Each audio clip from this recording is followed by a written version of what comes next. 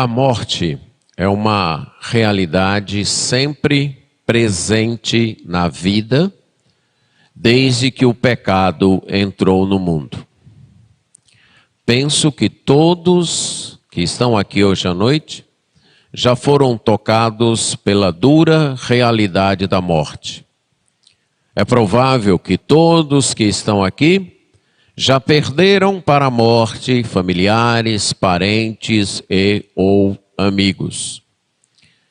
Mas além disso, a morte se faz presente a cada dia na nossa própria vida. Cada dia vivido também é um dia morrido. Cada passo à frente é um passo em direção ao encontro com a morte.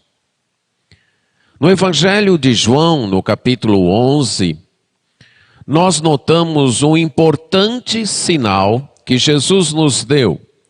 Talvez o seu mais destacado sinal registrado neste Evangelho.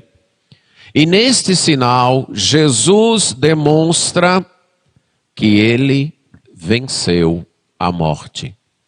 O Evangelho de João foi escrito para apresentar sinais de que Jesus é o Cristo, Jesus é o Messias prometido, o Salvador do mundo. Um destes sinais é a ressurreição, ou foi a ressurreição de Lázaro, na qual Jesus demonstra o seu poder sobre a morte. É o ponto climático da narrativa de João. Ele afirma categoricamente que ele é a ressurreição e a vida. E essa é a principal verdade destacada nesta narrativa. Mas há outras verdades que nós também estamos destacando. Uma delas nós vimos domingo passado, já que o Senhor Jesus é a ressurreição e a vida, ele tem o direito de dispor da nossa vida conforme a sua soberana vontade. E vimos como ele fez isso na vida de Lázaro, alguém que ele amava.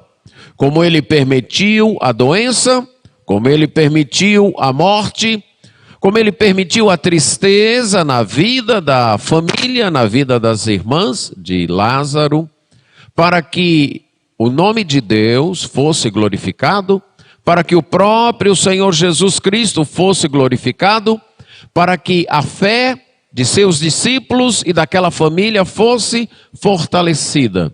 E como ele então trouxe de volta Lázaro à vida. Mas hoje, agora frisando os versos 17 a 27 deste capítulo, nós queremos destacar que temos esperança mesmo diante da morte. Podemos viver com esperança mesmo diante da morte. Leremos o capítulo 11, os versos de 1 a 27, mas nossa explanação será dos versos 17 a 27. Então, no Evangelho de João, capítulo 11, nós lemos assim: Estava enfermo Lázaro de Betânia, da aldeia de Maria e de sua irmã Marta. Essa Maria, cujo irmão Lázaro estava enfermo, era a mesma que ungiu com bálsamo o Senhor e enxugou os pés com seus cabelos. Mandaram, pois, as irmãs de Lázaro dizer a Jesus: Senhor, está enfermo aquele a quem amas. Ao receber a notícia, disse Jesus: Esta enfermidade não é para a morte, e sim para a glória de Deus, a fim de que o Filho de Deus seja por ela glorificado. Ora, amava Jesus a Marta e a sua irmã e a Lázaro. Quando, pois, soube que Lázaro estava doente, ainda se demorou 2 dias no lugar onde estava. Depois, disse aos seus discípulos: Fomos outra vez para a Judéia. Disseram-lhe os discípulos: Mestre, ainda agora os judeus procuravam apedrejar-te e voltas para lá? Respondeu Jesus: Não são 12 as horas do dia? Se alguém andar de dia, não tropeça, porque vê a luz deste mundo. Mas, se andar de noite, tropeça, porque nele não há luz. Isto dizia e depois lhes acrescentou: nosso amigo Lázaro adormeceu, mas vou para despertá-lo. Disseram-lhe, pois, os discípulos: Senhor, se dorme, estará salvo. Jesus, porém, falara com respeito à morte de Lázaro. Mas eles supunham que tivesse falado do repouso do sono. Então Jesus lhes disse claramente: Lázaro morreu. E por vossa causa me alegro de que lá não estivesse, para que possais crer. Mas vamos ter com ele. Então Tomé, chamado Dídimo, disse aos condiscípulos: vamos também nós, para morrermos com ele. Chegando Jesus, encontrou Lázaro já sepultado havia 4 dias. Ora, Betânia estava a cerca de 15 estádios perto de Jerusalém. Muitos dentre os judeus tinham vindo ter com Marta e Maria para as consolar a respeito de seu irmão. Marta, quando soube que vinha Jesus, saiu ao seu encontro. Maria, porém, ficou sentada em casa. Disse, pois, Marta a Jesus: Senhor, se estiveras aqui, não teria morrido meu irmão. Mas também sei que mesmo agora, tudo quanto pedires a Deus, Deus te concederá. Declarou-lhe Jesus: teu irmão há de ressurgir. Eu sei, replicou Marta, que ele há de ressurgir na ressurreição do último dia. Disse-lhe Jesus: eu sou a ressurreição e a vida. Quem crê em mim, ainda que morra, viverá. E todo o que vive e crê em mim, não morrerá eternamente. Crês isto? Sim, Senhor, respondeu ela. Eu tenho crido que tu és o Cristo, o Filho de Deus, que devia vir ao mundo. Vamos orar. Pai eterno, te agradecemos por tua bondade em dispor a tua palavra para nós. Reconhecemos que somos incapazes de entendê-la, de amá-la e de vivê-la. É por isso que clamamos a assistência do teu Espírito Santo. Que ele disponha o nosso coração ao entendimento, à aceitação e à obediência a esta palavra. Isso pedimos em nome de Jesus. Amém. Mesmo diante da morte, podemos viver com esperança, em primeiro lugar, por causa da presença de Jesus conosco. Jesus foi visitar aquela família que estava enlutada e entristecida por causa da perda de seu irmão. Só que Jesus chega e Lázaro já estava sepultado há 4 dias. Isso não foi acidental, não foi nenhuma coincidência, o fato de Jesus ter chegado apenas 4 dias após Lázaro ter falecido. Havia uma crendice entre alguns judeus daquela época. Isso é, uma crença que não era verdadeira, mas que alguns levavam muito a sério. E a crença era a seguinte: quando a pessoa morria, a alma daquela pessoa ainda rondava o corpo por 3 dias, pensando em voltar. Mas no 4º dia, quando o corpo já apresentava os sinais de decomposição, então a alma já sabia que não podia mais voltar àquele corpo. Volto a dizer, isso não é verdade, era apenas uma crendice que alguns judeus tinham. Então isso nos explica por que Jesus só vai chegar 4 dias depois. Ele queria deixar claro que o milagre que ele estava operando da ressurreição de Lázaro não se tratava de nenhuma realização de uma crendice popular de uma alma voltando então ao corpo.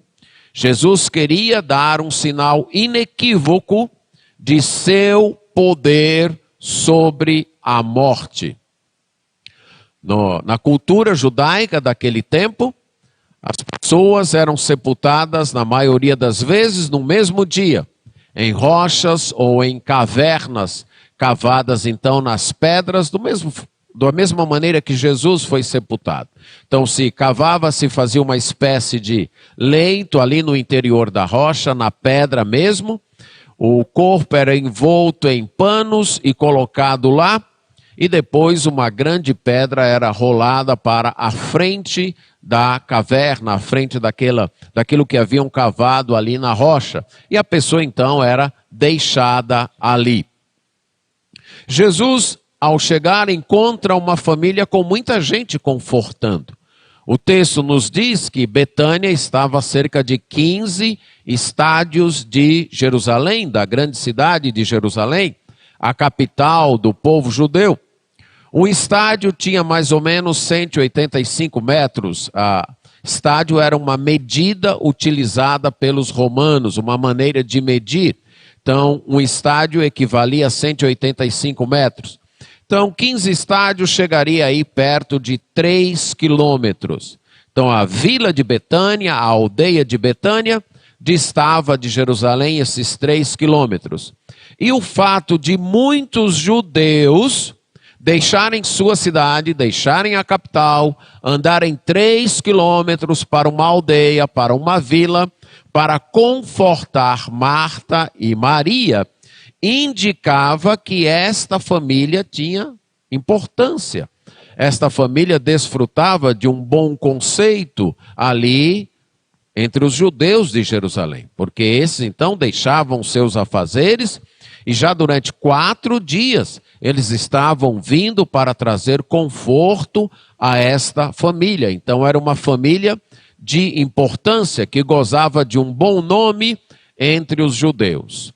Outra coisa que nós notamos aqui, e que irá ficar mais claro ainda no decorrer do capítulo, na nossa próxima mensagem, é que a morte traz sim tristeza e que conforto nesta hora é muito importante.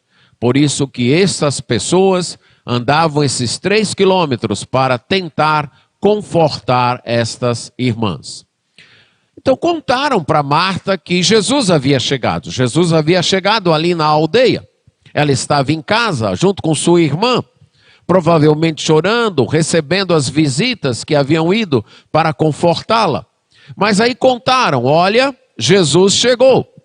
Ela imediatamente se levanta e vai ao encontro de Jesus e Maria fica assentada.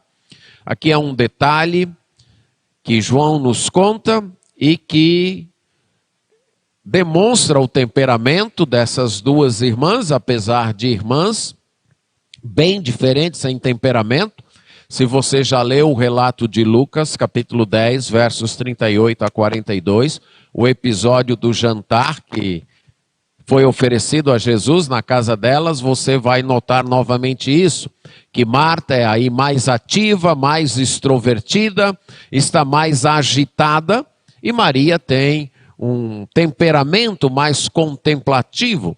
Quase não, as 3 vezes que Maria, irmã de Marta, deixando claro, irmã de Marta e Lázaro, aparece nas Escrituras, ela aparece assentada. 2 vezes assentada aos pés de Jesus. Então me parece alguém de um temperamento mais reflexivo, mais dado à contemplação, mais dado então à calma. Já Marta, uma personalidade aí mais agitada, assim que ela sabe, ela se levanta e vai ao encontro de Jesus. E ao se encontrar com Jesus, ela diz: Senhor, se o Senhor estivesse aqui, meu irmão não teria morrido. Mas eu sei que mesmo agora, tudo que o Senhor pedir a Deus, Deus te concederá. Nós temos aqui, no momento de choro, no momento de crise, no momento de perda, uma forte confissão de fé. O amor de Marta por Jesus, a confiança de Marta em Jesus, não mudou 1 centímetro sequer, porque Jesus não havia atendido o seu pedido de voltar para curar seu irmão. Aqui fica muito evidente a devoção dela por Jesus. Ela manifesta sua crença no poder de Jesus. Se o Senhor estivesse aqui, com certeza meu irmão não teria morrido. Eu creio que se o Senhor estivesse aqui, o Senhor tem poder suficiente para curar o meu irmão, ele não teria morrido. Nós não temos aqui uma reclamação. Nós temos aqui uma declaração, uma expressão de confiança. Podemos lembrar um episódio semelhante com os amigos de Daniel, em Daniel capítulo 3, quando eles são confrontados pelo rei Nabucodonosor olha, todo mundo tem que adorar a estátua que eu mandei levantar aqui. E quem não adorar será lançado na fornalha de fogo ardente. Aí os 3 amigos de Daniel não fizeram isso. Eles não se curvaram. Foram levados ao rei. Aí o rei disse, olha, eu vou mandar a banda tocar de novo. Porque havia uma banda tocando naquele culto, aquela estátua que o rei Nabucodonosor havia levantado. Ele disse, eu vou mandar a banda tocar de novo. E se vocês não se ajoelharem para adorar a estátua, vocês serão lançados na fornalha de fogo. E eu quero saber quem é o Deus que vai livrar vocês das minhas mãos e da fornalha de fogo. Aí os amigos de Daniel respondem assim, Nabucodonosor, nós não precisamos te responder quanto a isso. Se o nosso Deus quiser, poder ele tem para isso. Ele tem poder para nos livrar das tuas mãos e da fornalha de fogo. Mas quer ele queira, quer não, nós não vamos adorar a estátua. Isso aqui se chama fé incondicional. Fé que não acredita simplesmente porque se Deus me atender, eu acredito. Se Ele fizer como eu quero, eu acredito. Se Ele não fizer como eu quero, eu não acredito mais. Não, não é esse tipo de fé. É a fé que diz o seguinte, eu creio em Deus, quer Ele me atenda, quer Ele não me atenda. Quer Ele faça do jeito que eu quero, quer Ele não faça. Ele é Deus. E por ser Deus, só por isso, Ele já merece a minha confiança. Então os amigos de Daniel estavam dizendo, quer Ele nos livre, quer Ele nos deixe morrer torrados lá dentro da fornalha, nós permaneceremos fiéis a Ele. É o que Marta está dizendo. Senhor, eu sei que se o Senhor estivesse aqui, meu irmão não teria morrido. Mas eu sei também que o Senhor não deixou de ser alguém íntimo com o teu Pai. Alguém íntimo com Deus. Eu sei que o Senhor continua tendo poder. Eu sei que o Senhor continua na mesma posição que o Senhor sempre esteve. Eu sei que o Senhor continua sendo filho de Deus. A minha fé nisso continua a mesma. Ela não mudou agora porque o Senhor não voltou para curar meu irmão. A minha fé continua sendo a mesma. Eu ainda creio, mesmo agora eu sei. Não mudou. Que tudo quanto o Senhor pedir a Deus, Deus vai fazer. Num primeiro momento, parece que Marta está se antecipando ao fato de que se o Senhor pedir, a Deus, o Senhor vai ressuscitar meu irmão. Num primeiro momento, parece que Marta está dizendo isso. Mas há dois fatores no texto que desmentem isso. O próximo, que quando Jesus diz, olha, teu irmão vai ressuscitar. Aí o que Marta diz? O que ela diz? Eu sei que ele vai ressuscitar. Quando? Na ressurreição do último dia. Então isso já deixa claro que essa primeira interpretação de que Marta, ao dizer, eu sei que tudo que o Senhor pedir a teu pai, Deus vai atender, deixa claro que ela não está pensando na ressurreição imediata de Lázaro. E o segundo é quando Jesus manda tirar a pedra, o que Marta diz? Senhor, já está cheirando mal. A impressão que nós temos é que ela não está pensando que Jesus vai ressuscitar Lázaro, e sim que Jesus quer apenas ver o corpo. Então, nos resta acreditar no que, nestas palavras aí que Marta diz, ela está dizendo o seguinte: não é porque o Senhor deixou de vir aqui curar meu irmão que o meu conceito de ti caiu ou mudou. Eu ainda agora creio no teu poder. Eu ainda agora creio na tua intimidade com o Pai.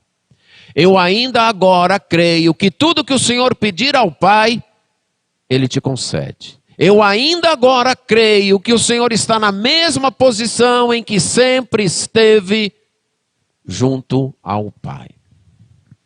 Isto é fé que continua crendo, mesmo nas crises, mesmo quando a gente não entende o que acontece, mesmo quando a gente não compreende por que Deus deixou isso acontecer, mesmo quando nós não conseguimos explicações que nos satisfaçam. Mas por que isso aconteceu?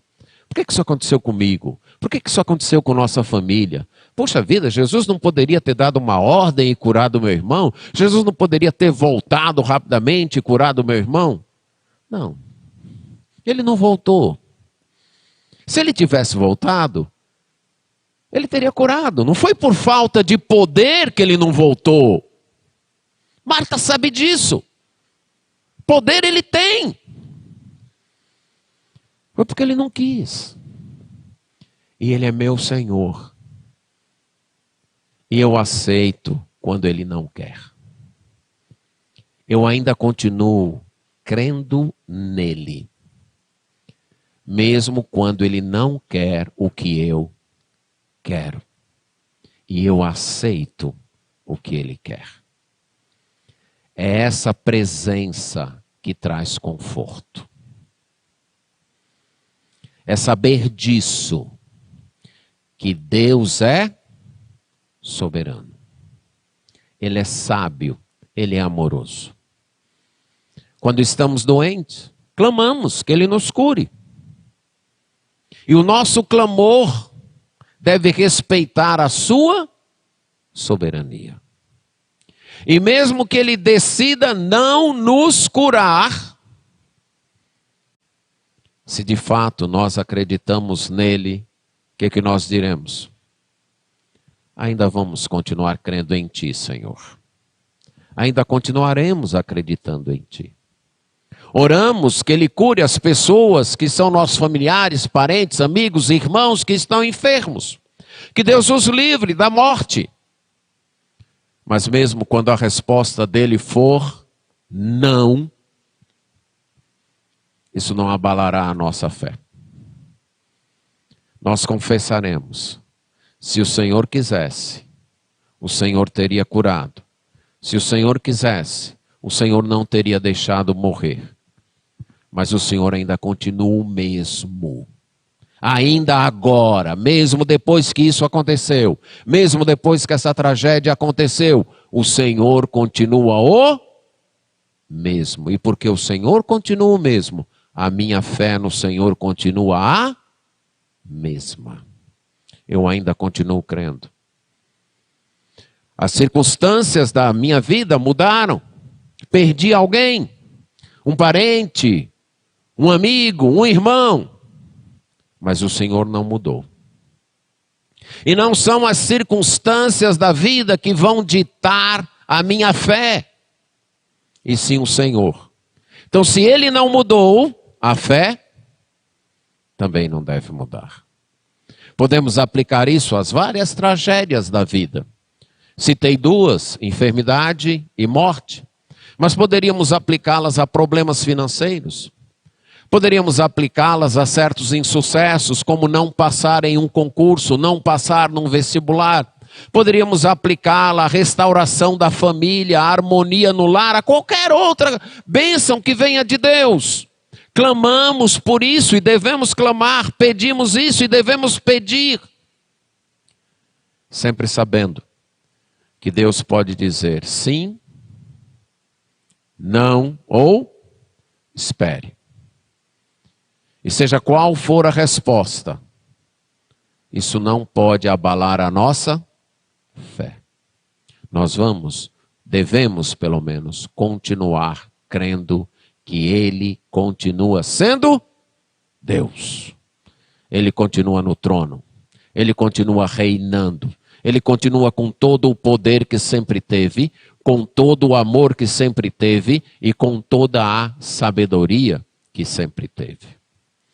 Mas mesmo diante da morte temos esperança, porque haverá ressurreição.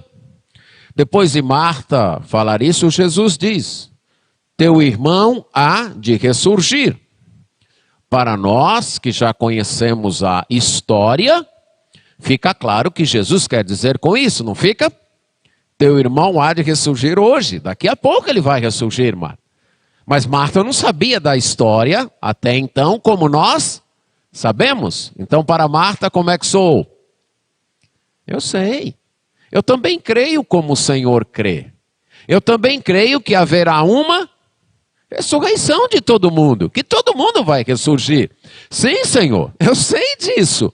Eu sei que Ele vai ressurgir na ressurreição lá no último dia.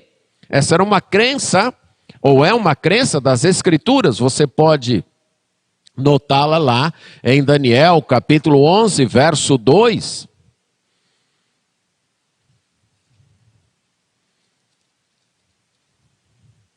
Quando Daniel capítulo 12, capítulo 12, verso 2, quando os planos futuros de Deus são revelados a Daniel, quando os eventos que ainda irão ocorrer são revelados a Daniel, é revelada a ressurreição. Então, em Daniel capítulo 12, verso 2 diz: muitos dos que dormem no pó da terra ressuscitarão. Uns para a vida eterna e outros para vergonha e horror eterno.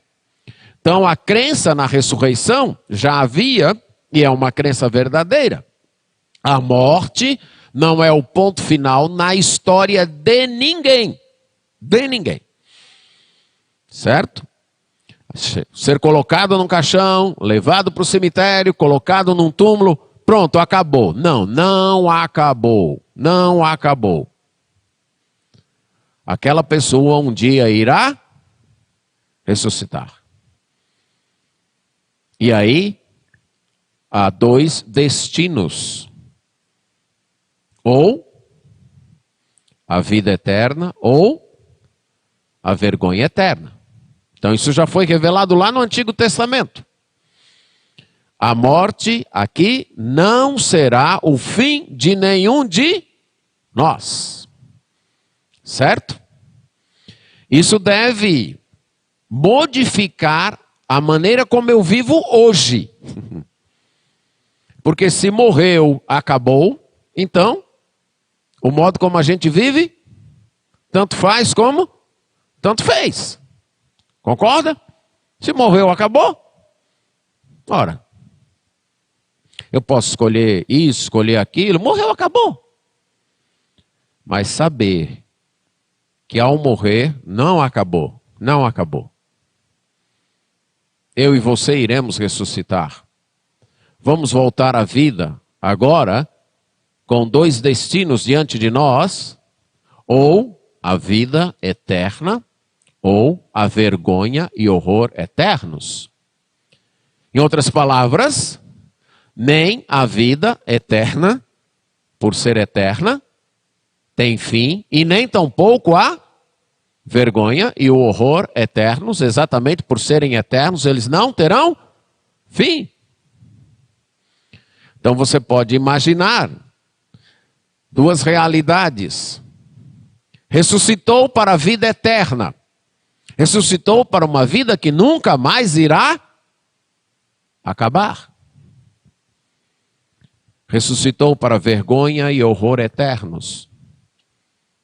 Ressuscitou para um sofrimento que nunca mais irá acabar. Consegue pensar nisso?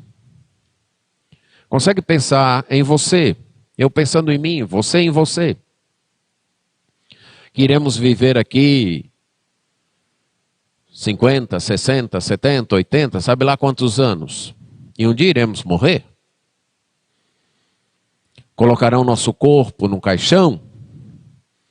E para nós não vai fazer nenhuma diferença se o caixão é bonito ou feio, confortável ou desconfortável, concorda?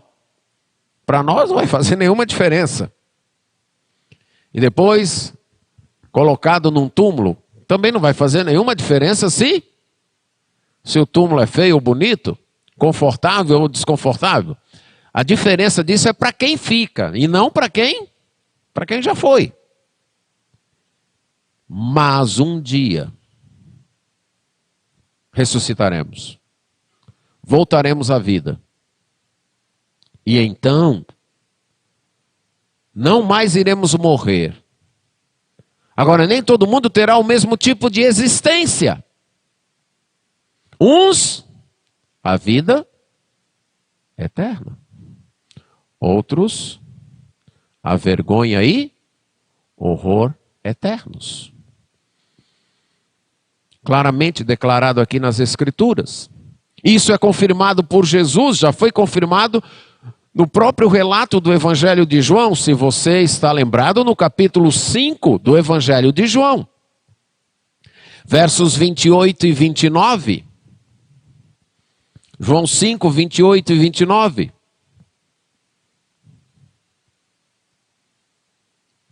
Veja o que Jesus diz.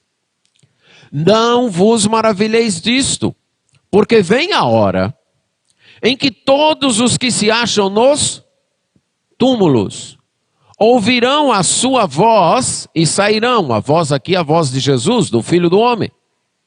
Os que tiverem feito o bem, para a ressurreição da vida. Os que tiverem praticado o mal, para a ressurreição do juízo. E a Bíblia vai mencionar na revelação posterior de Tessalonicenses, de 1 Coríntios, de Apocalipse, dois tipos de ressurreição. A primeira ressurreição, primeira em termos de qualidade, é a ressurreição para a vida. E a segunda ressurreição, que é a ressurreição para o juízo. Então o próprio Jesus reafirma aquilo que já havia sido dito a Daniel. Um dia, todos os que já foram sepultados vão ouvir a ordem de voltar à vida. Mas nem todos com o mesmo tipo de ressurreição. Uns, ressurreição para a vida. Outros, ressurreição para o juízo. Mais detalhes disso você vai encontrar lá no livro de Apocalipse. Você pode abrir sua Bíblia lá no livro de Apocalipse, no capítulo 20.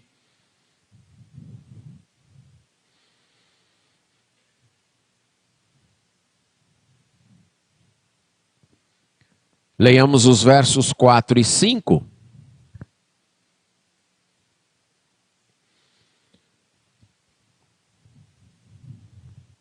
Vi também tronos, e nestes sentaram-se aqueles aos quais foi dada a autoridade de julgar. Vi ainda as almas dos decapitados por causa do testemunho de Jesus, bem como por causa da palavra de Deus. Tantos quantos não adoraram a besta, nem tampouco a sua imagem, e não receberam a marca na fronte e na mão, e viveram e reinaram com Cristo durante 1000 anos. Os restantes dos mortos não reviveram até que se completassem os 1000 anos. Esta é a primeira ressurreição. Essa é a ressurreição para a vida. A ressurreição com qualidade de primeira. Veja o que diz agora o verso 6. Bem-aventurado, isso é, abençoado, feliz e santo, é aquele que tem parte na primeira ressurreição. Sobre estes, a segunda morte não tem autoridade. Pelo contrário, serão sacerdotes de Deus e de Cristo e reinarão com ele os 1000 anos. Então essa é a ressurreição para a vida. Essa é a ressurreição que Jesus fala da ressurreição para a vida eterna. A primeira ressurreição para reinar com Cristo. São os abençoados. Mas depois, então, veja agora verso 11. Vi um grande trono branco, e aquele que nele se assenta, de cuja presença fugiram a terra e o céu, e não se achou lugar para eles. Vi também os mortos, os grandes e os pequenos, postos em pé diante do trono. Então se abriram livros, ainda outro livro, o livro da vida foi aberto. E os mortos foram julgados segundo as suas obras, conforme o que se achava escrito nos livros. Deu o mar os mortos que nele estavam. A morte e o além entregaram os mortos que neles havia. E foram julgados, um por um, segundo as suas obras. Então a morte e o inferno foram lançados para dentro do lago de fogo. Esta é a segunda morte, o lago de fogo. E se alguém não foi achado inscrito no livro da vida, esse foi lançado para dentro do lago de fogo. Então o livro de Apocalipse acaba explicitando aquilo que tanto Daniel como Jesus disseram, da ressurreição, mas uma ressurreição de duas qualidades. Uma ressurreição para a vida eterna e uma ressurreição para a vergonha e horror eternos. Uma ressurreição para a vida e uma ressurreição para o juízo. Esta outra ressurreição para o juízo, o Apocalipse deixa claro. Eles ressuscitam. Estão de pé diante do grande trono branco. E você tem os livros abertos. Os autos de um processo. Estão lá as provas todas escritas, os autos do processo. E cada um é julgado segundo as suas obras. Um por um. Saber disso deve mudar a maneira como nós vivemos hoje. O que eu faço hoje tem implicações, tem resultados eternos. O que eu faço hoje vai determinar minha vida depois da ressurreição. Estarei na vida eterna, no grupo da primeira ressurreição, ou estarei na vergonha e no horror eternos, no juízo. Você nota aqui que nesse segundo grupo, o resultado é o lago de fogo, uma segunda morte. Onde estaremos? Onde estarei eu? Onde estará você? Voltando ao Evangelho de João, desta vez o capítulo 6. Jesus deixa claro que a maneira de escapar da segunda morte e participar da primeira ressurreição é seguindo a Ele. Veja o que ele diz, João 6, 39 e 40. E a vontade daquele que me enviou é esta, que nenhum eu perca de todos os que me deu. Pelo contrário, eu o ressuscitarei no último dia. De fato, a vontade de meu Pai é que todo homem que vir o Filho e nele crer tenha a vida eterna. E eu o ressuscitarei no último dia. Você vai ressuscitar, eu vou ressuscitar. Certo? Essa é uma verdade igual para todos aqui. Todos nós vamos ressuscitar. A morte não será o nosso fim. A morte não será o último dia das nossas vidas. Nós vamos ressuscitar. Agora, a partir daí é que a coisa muda. Ou para a vida eterna, ou para vergonha e horror eternos. Ou para a vida eterna, ou para o juízo. Ou para viver e reinar com Cristo, ou para a segunda morte, que é o lago de fogo. E o que faz a diferença? Seguir a Cristo. Isso é o que faz a diferença. É a vontade daquele que me enviou, que eu não venha perder nenhum daqueles que me deu. Pelo contrário, eu vou ressuscitá-los. É a vontade do meu Pai, que todo aquele que vir o Filho do Homem e nele crer, tenha a vida eterna. É isso que faz a diferença. E é o que Jesus vai dizer agora, voltando ao capítulo 11, na conversa dele com Marta. Já vimos que mesmo diante da morte nós temos esperança. Temos esperança por causa da presença soberana de Jesus. Temos esperança porque haverá ressurreição.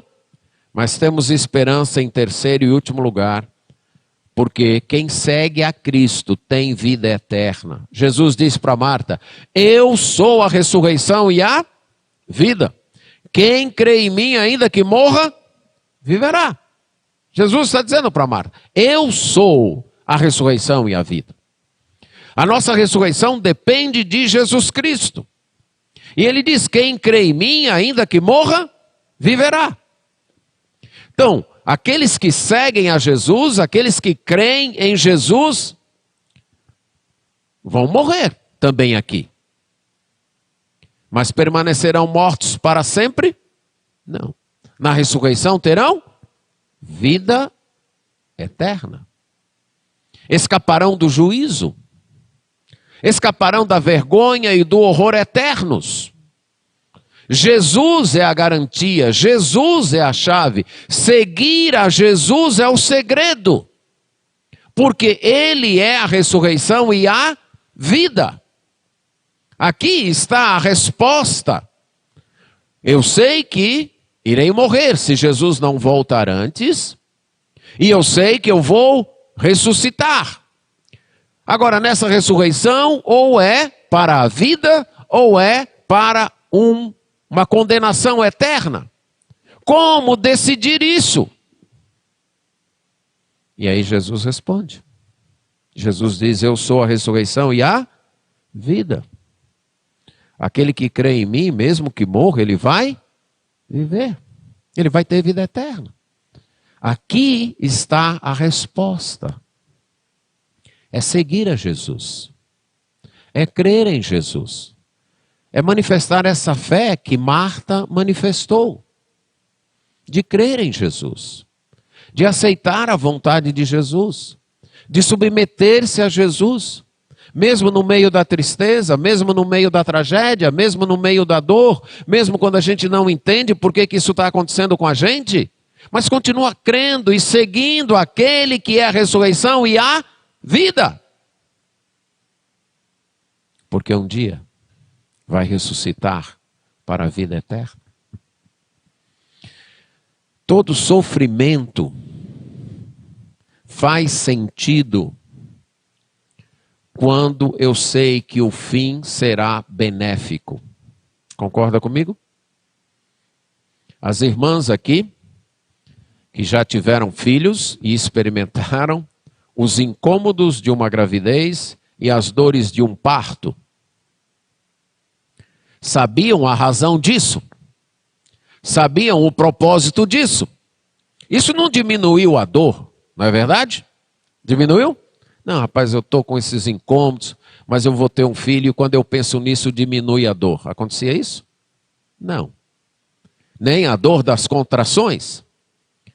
Mas você suportou E algumas suportaram até com certa alegria, porque sabia o fim. Ia ter um filho. Isso então compensava o sofrimento.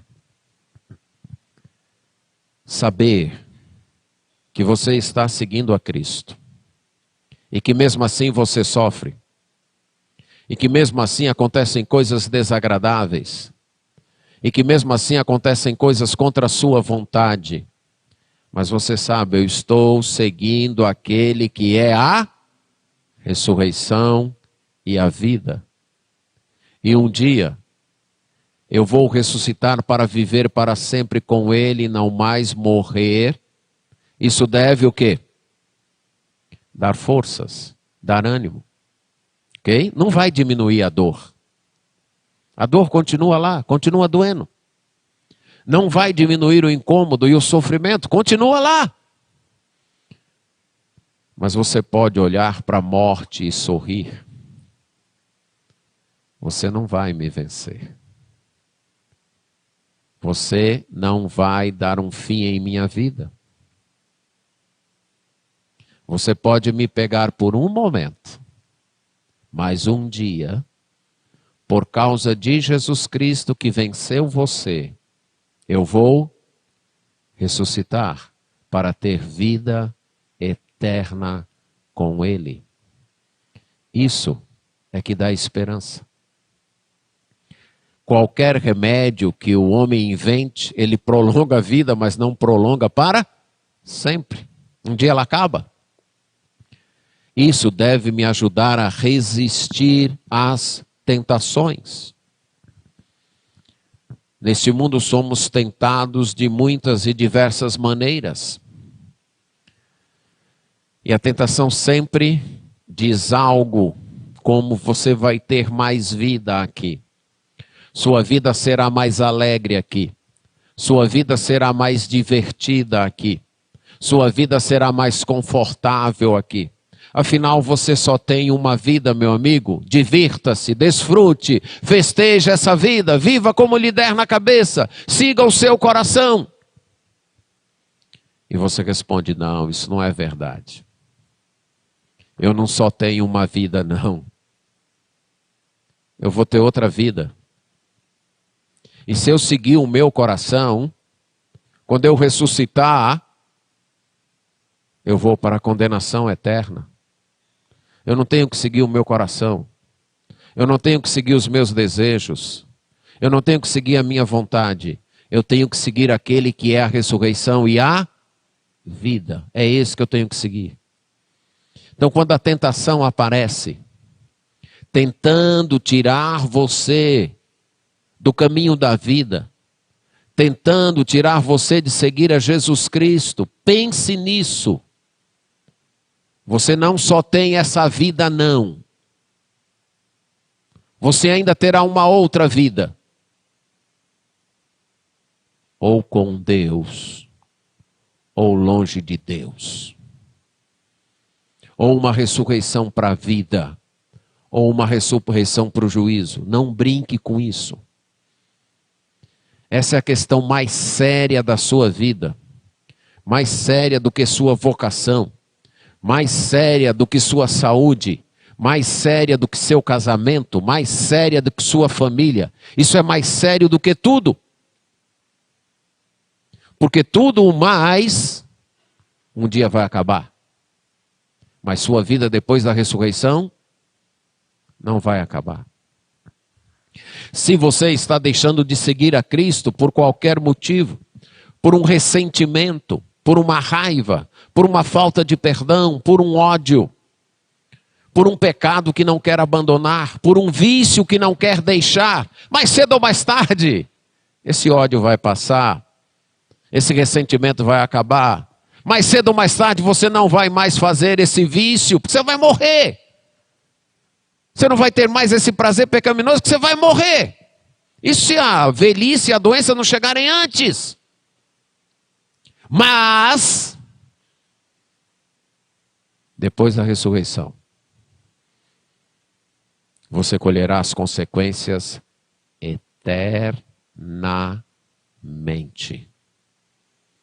nada, nem um prazer, nem uma alegria, nem um tesouro justifica deixar de seguir a Cristo.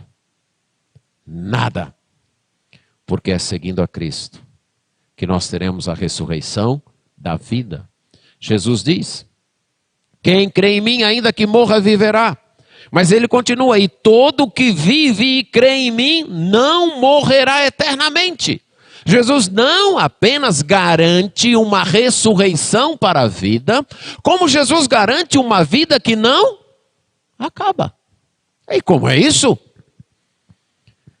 A morte daquele que crê e segue a Jesus não é o fim também nesse outro sentido, porque ele deixa esta vida para estar com Jesus. Aquele que vive e crê em mim não vai morrer para sempre, é o que Jesus diz. Não morrerá eternamente. Agora é interessante aqui que na linguagem original do Evangelho de João, Jesus diz assim: nunca, jamais. Há uma dupla negativa que nossas versões não comportam. Mas ele diz: a todo aquele que vive e crê em mim, nunca, jamais morre para sempre. Nunca, jamais. Tem vida. Tem vida. Por quê? Porque seguir a Jesus é seguir a vida. O mundo diz que vida é uma coisa. Vida é ter dinheiro. Vida é ter prazeres. Vida é ter saúde. Vida é fazer o que der na cabeça. Vida é ganhar o máximo possível. Vida é experimentar de todos os prazeres que a vida apresenta. Mas não é isso que a Bíblia diz. A Bíblia diz: seguir a Jesus é vida. Seguir a Jesus é vida. A vida está em seguir a Jesus. Porque isso garante uma ressurreição para a vida. E isso garante uma vida que continua mesmo depois que morre. Aí Jesus pergunta para Marta: você crê nisso? E é interessante a resposta dela: sim, Senhor. Eu tenho crido que tu és o Cristo, o Filho de Deus, que devia vir ao mundo. A resposta de Marta, retratada aqui por João, nos toca no cerne da fé do cristianismo. Não é apenas fé numa doutrina. É também, mas não apenas. Não é apenas fé em alguns fatos. É também, mas não apenas. É fé numa pessoa. Note o que Jesus disse para Marta: eu sou a ressurreição e a vida. Todo aquele que crê em mim, ainda que morra, viverá. E todo que vive e crê em mim não morrerá eternamente. Você crê nisto? E ela responde o quê? Sim, eu creio. Mas eu creio numa pessoa também. Eu creio em doutrina. Eu creio em certos dogmas. Eu creio em certos fatos. Eu creio em certas declarações. Eu creio na ressurreição. Eu creio que aqueles que morrem um dia vão ressuscitar. Eu creio que quem segue a Cristo tem vida eterna. Mas não é só isso. Eu creio numa pessoa. A pessoa de Cristo. Esse é o centro da fé cristã. Não é fé em uma religião, não é fé em uma igreja, não é apenas fé numa declaração doutrinária, não é fé apenas em certos fatos, é isso também, mas não pode ser apenas isso, porque se for apenas isto é uma fé morta. É fé numa pessoa que gera isso. É fé numa pessoa que revelou a doutrina. É fé numa pessoa que estabeleceu aqueles dogmas. É fé numa pessoa que criou aqueles fatos. Por isso que Marta completa: eu creio. Eu creio que tu és o Cristo, isto é, o Messias, o ungido de Deus, aquele que Deus prometeu lá no Antigo Testamento, que seria o Redentor. Eu creio que tu és o Filho de Deus. E aqui Marta confessa mais até do que ela está pensando. A ideia até então do Messias como Filho de Deus era do descendente do rei Davi, o descendente davídico, que ao ser entronizado era declarado Filho de Deus. Mas Marta vai descobrir, e nós que já lemos o Evangelho de João, já sabemos disso desde o início, que Jesus é Filho de Deus, não apenas por ser descendente de Davi, por ser o rei escolhido da dinastia davídica, que reinará no reino de Deus, mas também por ser da mesma essência que Deus, por ser da mesma natureza que Deus. E Marta diz: eu creio que tu és o Messias, eu creio que tu és o Filho de Deus, eu creio que tu és aquele que deveria vir ao mundo conforme a promessa lá do Salmo 118, verso 26, bendito o que vem em nome do Senhor. Marta diz: eu tenho crido, e a ideia da linguagem aqui, Senhor, eu tenho crido e eu continuo crendo. Não é uma crença que eu digo, eu criei nisso, e aí eu continuo vivendo de qualquer maneira, não. Eu criei nisso, e essa crença modela a minha vida, e essa crença mudou minha vida, e essa crença determina a minha vida. É a crença que molda a nossa vida. E é isso que Marta está dizendo. Não é apenas fé do tipo, um dia eu fiz uma decisão pública e eu disse que cria, pronto. Ou um dia eu fui batizado e disse que cria, ponto. Não! É aquela fé que dia a dia se confirma. Que dia a dia diz, eu criei e continuo crendo. Eu criei e continuo seguindo. Eu criei e continuo vivendo. Eu criei e continuo resistindo. Eu criei e continuo, mesmo perseguido, mesmo abandonado, mesmo rejeitado, mesmo tentado. Eu criei e continuo crendo e seguindo esta fé. É o que Marta está declarando aqui. Então eu gostaria de, com base nisso, de não deixar você iludido quanto ao destino depois da sua ressurreição, se sua fé é do tipo ato apenas. Um dia eu criei e ponto. E minha vida não mudou muito, mas eu criei. Eu até sei, eu até discuto, eu até brigo com quem não crê. Mas minha vida não é lá essas coisas, não. Cuidado com isso. Reavalie sua fé.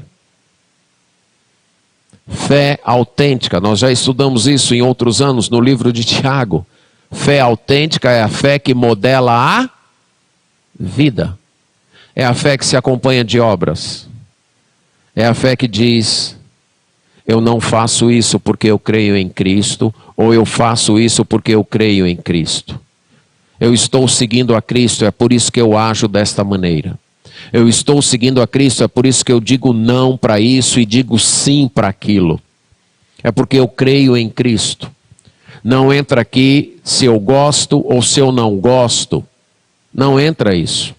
Entra, eu creio em Cristo.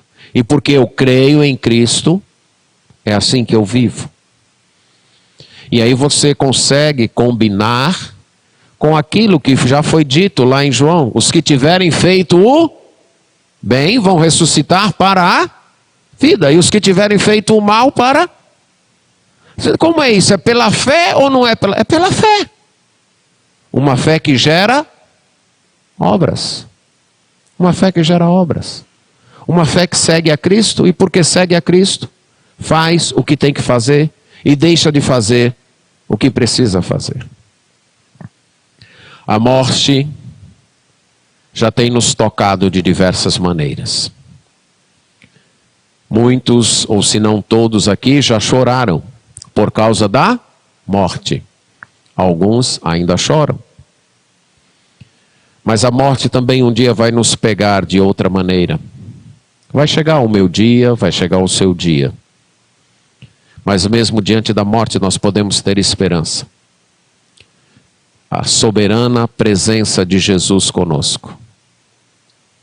O fato de que vai haver uma ressurreição. E quem segue a Jesus, tanto irá ressuscitar para a vida, como já hoje desfruta de vida eterna, de vida com Jesus. Como é o seu relacionamento com a morte? Evidentemente que você não deve procurá-la. Até porque não precisa. Porque no dia que ela quiser achar a gente, ela vai achar, certo? Mas como é? O meu relacionamento com ela determina o modo como eu vivo. De modo até inconsciente. A maneira como a gente vive é muito mais determinada pela morte do que pela própria vida. Agora, sabendo que Jesus venceu a morte, a soberana presença dele está conosco, vai ter ressurreição, e se você seguir a Cristo, você irá ressuscitar para a vida e já desfrutará de vida hoje, vida que não acabará com a morte, porque você permanecerá com Cristo ao lado dele. É essa vida que você tem? Siga a Cristo. Não siga uma igreja, uma religião. Siga uma pessoa. Siga Jesus Cristo. Porque Ele é a ressurreição e a vida. Amém.